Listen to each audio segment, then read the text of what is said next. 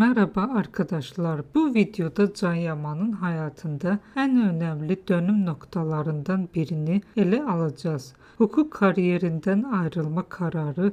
Bu karar özellikle sahip olduğu eğitim, çalıştığı uluslararası şirket ve kurumsal hukuk alandaki gelecek fırsatları düşünüldüğünde oldukça cesur bir adım olarak görülüyor. Üniversiteyi bitirdikten sonra Prefecture House Compress bünyesinde çalışmaya başlayan Can Yaman birçok insanın ulaşmak istediği bir kariyer yoluna girmiştir. Bu ortam disiplin, düzen ve yüksek statü ile tanımlanır. Ancak zamanla bu hayatın onun karakteriyle örtüşmediğini fark etti. Röportajlarında hukukun teorik yönünü sevdiğini, analiz yapmaktan ve mantıksal düşünceden keyif aldığını belirtmiştir. Fakat işin pratiği yani ofis hayatı uzun saatler boyunca masa başında çalışmak ve kurumsal kurallar içinde hareket etme zorunluluğu onun doğasına uygun değildi. Kendisini aktif, enerjik ve hareketli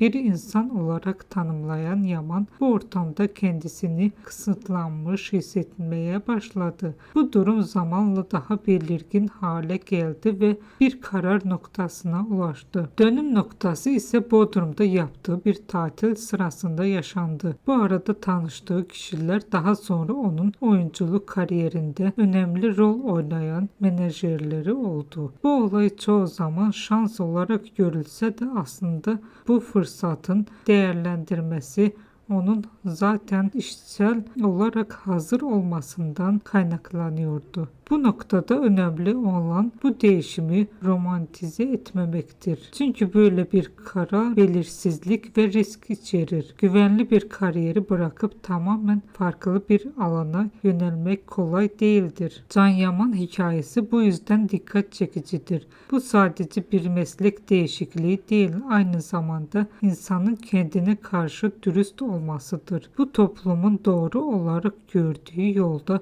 kalmak yerine kendi doğasına uygun yolu seçmiştir. Ve zaman gösterdi ki bu karar onun hayatını tamamen değiştirdi. Sadece bir oyuncu olmadı. Aynı zamanda uluslararası alanda tanınan bir isim haline geldi. Bizi izlediğiniz için teşekkür ederim. Sonraki videoda görüşmek üzere.